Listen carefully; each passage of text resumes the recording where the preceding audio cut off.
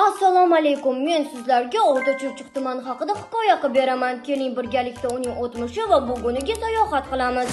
O'rta-Chirchiq tumani ikki daryo oralig'ida joylashgan. Chirchiq va Ohangaron daryolari orasida. Tumanning janubida esa mashhur Tuyabog'iz suv ombori, ya'ni Toshkent dengizi joylashgan. O'rta-Chirchiq tumani 1926-yil 29-sentyabrda tashkil etilgan. Keyinchalik bu yerda yirik xo'jaliklar barpo bo'lib, dehqonchilik yanada rivojlandi.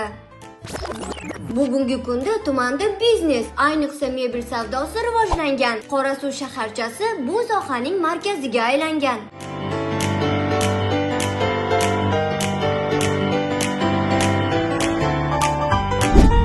Qorasuv daryosining ikki tomonida katta bunyodkorlik boshlangan.